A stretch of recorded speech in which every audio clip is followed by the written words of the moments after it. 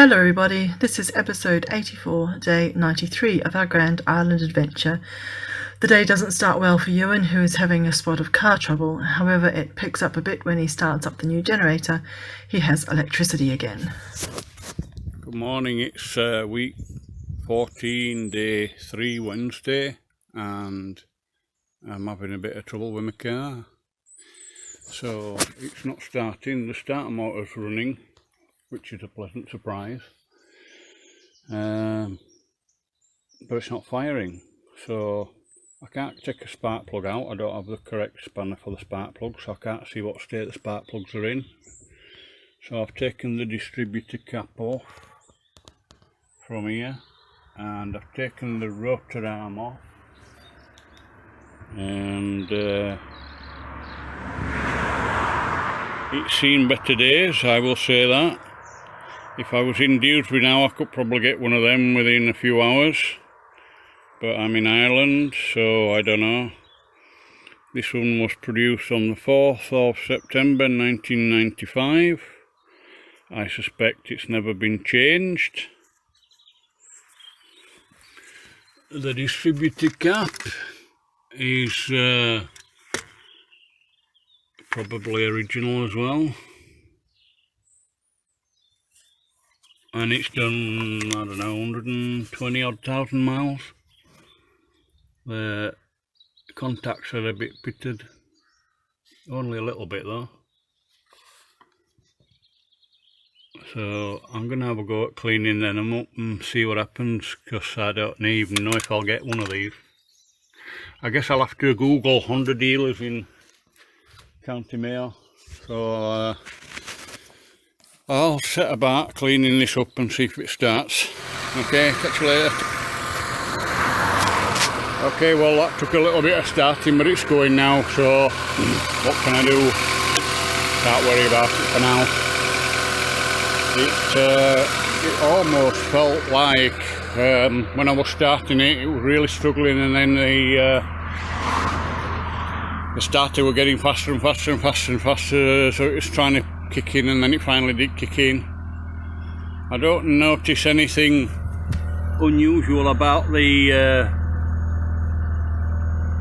fuel, the exhaust emissions. The emissions look fine. There was a bit of sootiness when I first started it, but seems okay now. It's a bit grey when you rev it. I'm wondering if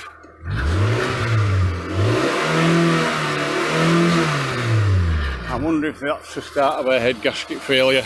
I surely hope not, because this is the only car I got really. I mean, I've got that one, but that needs Irish MOT and insuring and taxing, so I don't know. Now, this is my workhorse. I need this car. I've never had a car like this. It's just been so brilliant. Anyway, we'll have to see how it goes over however long, see if it starts next time I stop it, which is going to be soon, because I've got to go into Charlestown to take the old generator back. So let's see how it goes anyway. Hey everybody, so here's my new generator. First thing I have to do is take this front panel off, because it needs oil in it.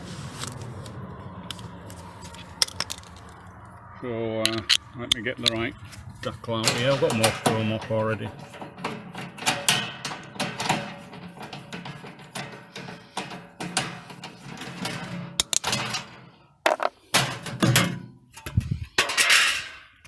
There's the oil tap. Lovely. And there's a little trickle of oil in the bottom, but there you go. So I can now pull this off. No oil in unit, put oil before starting. Okay, so let me go get some oil.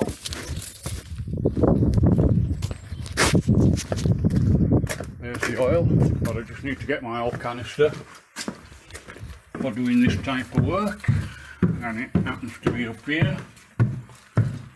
So nice using my stairs again. So, over here somewhere.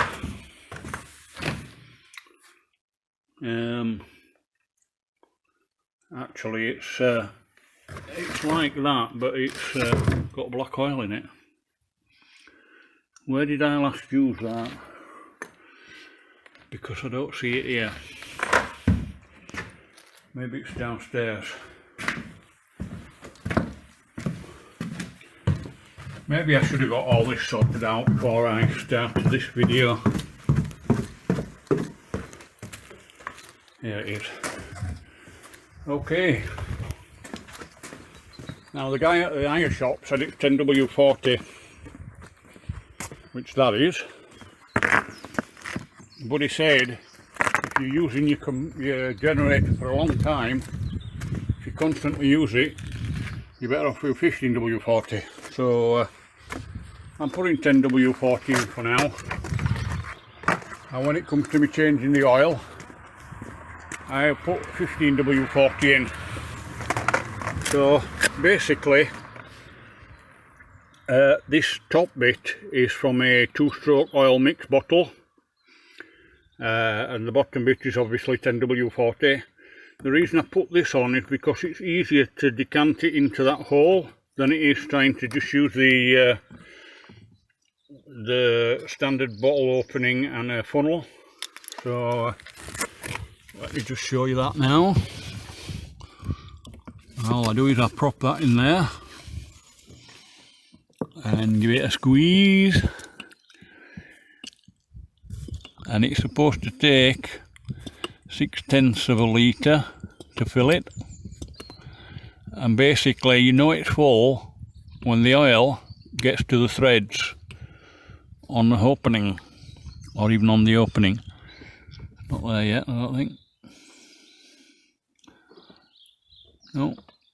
When the oil starts dripping out of there, that's full. Still not. Still not.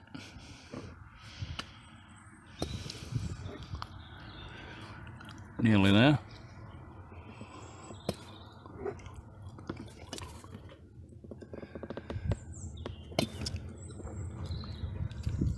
I think it's nearly there. And it's definitely there now. Okay, so that's now level. It's not dripping out yet, but it's definitely level.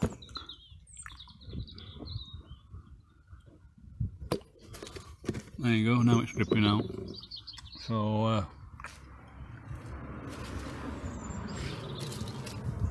I'll get this in.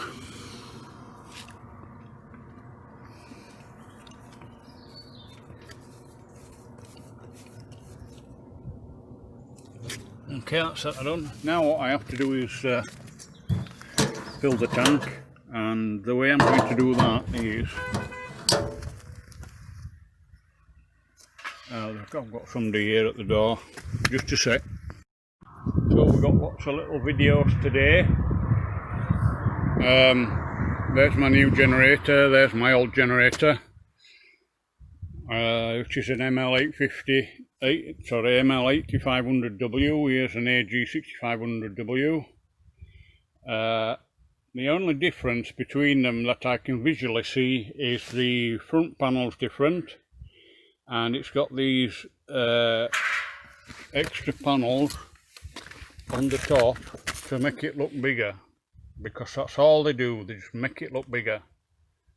It doesn't look any bigger. You see how that's just got 2 plugs on, and it's got a voltage meter and 12 volt at 8.3 amps and a switch and a breaker. This one's got a what looks to be a 3-phase AC 380 volts, 3 circuit breakers, I'm guessing that one will be for this and the other two will be for this lot, I don't know. Voltage regulator, voltage meter, and it's got 3 European sockets. Tremendous, absolutely tremendous. And it's got a key start. Now it says there start, on, off, but actually it's just on and off because there's no battery with it. So and then it's got DC at 8.3 amp. So that bit there just makes the whole thing look a little bit bigger, but it also stops you picking it up from the side. I have a good mind to take that panel off there and see what the windings are like before we start. The exhaust pipe's better, so let's just quickly get an 8mm and a screwdriver and have a quick look at this, because I just want to see what the windings are like first, because the size of the motor is exactly the same as that, so it's not going to have any better ampage. Unlike the Honda I've been borrowing that had an absolutely massive motor on it, but then they're absolutely massive prices. I was quoted $750 for a Honda generator. This one was $250. So let's see what we've got under here, see if there are any surprises. You see all the cabling on the windings is intact, so the voltage regulator is a different shape. Okay, well, looks in order. So I'll put the top back on, and then what I'm going to do is take the tank off the old generator and very slowly decant the fuel into the new generator, because I have to empty it at some point anyway, and now's a good time to be using old fuel. Well, when I say old fuel, it's only a week old. Was it a week? 2 weeks ago when I last filled it and it died. So there you go. So I'm going to take these 4 studs out and disconnect this pipe. The fuel is showing us on, so I best turn that off. Disconnect that pipe. I mean, I suppose if I wanted to, I could just take the whole tank off and swap the tank over, but I'm not going to. I'm going to decant it out, and I don't know, maybe I could sell the tank for a few bob. So I'm going to stop this video now, do the fuel swap over, and then I'll put the video on again for the first crack up. Try starting this thing up for the first time. Checks to make, choke on, and engine on. So let's start.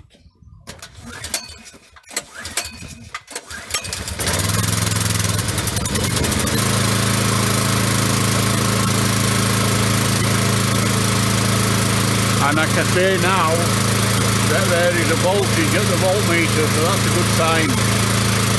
So I'm going to switch it off, I'm going to put it in my little cage, and then I'm going to connect some electricity to it. See how we go.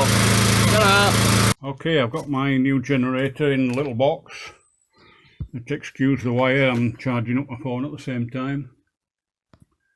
And it's just started raining. So basically I'm going to have to unscrew and remove this panel again, because on the other generator I have a screw here, and then I've got 2 screws inside there. Basically what I do is I take this screw out, take that screw out, and then I can pull the whole generator forward. That gives me easy access to filling it, and then once it's filled I push it all the way back in and put the 2 screws there, and those 4 screws just keep the generator in one place. It doesn't wobble about and break itself like the other one did. Also, I bought these from Tesco. Basically, it's a UK to European adapter, and they were £4 for a pair, or €4 and a bit euros for a pair. So I bought 2 pair, and I've got those 3 in, so I can use each circuit now for various things. Also, it's quite close to the front. There's the front up. It's quite close to the front, so I'm going to push it back a bit before screwing the screws in, and then we should be good to go. So I'll get that removed and get it all set up, and then I don't know, I probably won't need to bother doing another video on this, because as far as I'm concerned, the generator's running, it's kicking out a voltage. I've got my plugs set now, ready to go, and nothing else to see other than that cover being put on. So this is enough generator video for today. I'll do some more videoing when I get something else to do. Hi everyone, this is my last video for today on Wednesday. I've managed to get most of this clear now. I've put all the debris down there, down that side. I've just got this little pile to do now. I've also managed to take away some of the framework from there, because in the morning I'm going to start by taking this out and replacing it, and then I'm going to continue each one and just changing all the bad wood. All the top cross pieces seem to be okay. That's got an extra piece on for some reason, probably to space it out for this one, but anyway, I'll rectify that at some point tomorrow. That looks like an old piece of something that shouldn't be there as well, so that's going to get replaced. This piece was put up for the light fitting, so I'm going to start on changing these bits out. I'm definitely not happy with most of those, so they'll get changed out, and then it'll be ready for putting plasterboard up, but that's not going to be anytime soon. Okay, so if I stand over here now in this corner and I look at what we have, we've got the step down to the landing and down the stairs there, and then over here you can really see how big this place is with the other bedroom there. So it's going to be a huge pair of wardrobes now, is that, this side and at that side. Just got to get the other little bits done. I've already cut a piece of OSB3 to fill this void area here. It's just a matter of popping these side pieces off. They're only panel pinned to each other, and unscrewing those tools, and the same at that side, peeling this away and then lifting it up and out, and then I can put the framework in and back together, put that back down. So it'll be screwed at that end, it'll be screwed at this end, and then I can screw those back in, and it'll all be supported underneath. And then I've just got something to build here, the steps that I talked about yesterday. So it's looking good. We are finally getting somewhere with the upstairs, and I'm really looking forward to getting at these joists tomorrow and seeing what it looks like after that. So thank you for watching. Thanks for your likes and your comments, and we'll talk to you tomorrow. And the final job for today is fitting a lamp to the downstairs bedroom. So we still have that at the bottom of the stairs, but now we have a really bright downstairs bedroom, and it's a low power light because it uses lots of LEDs. So this is almost like what it's like during the day. It looks really bright and yeah, really nice. And This is the lighting wiring that I acquired from Madden's, and these are the UK to Euro plugs I've used for the generator. I've only used one currently. I did have 3 in, but I thought, you know what, I'll just leave 1 in because I'm only using 1 socket at the moment. So put that there. This is a office chair that Pat gave me last night to go with the office desk that's currently my workbench. And there's the fire. So I'm just going to sit in front of the fire for 5 or 10 minutes, and I'm going to go into the caravan and make my tea.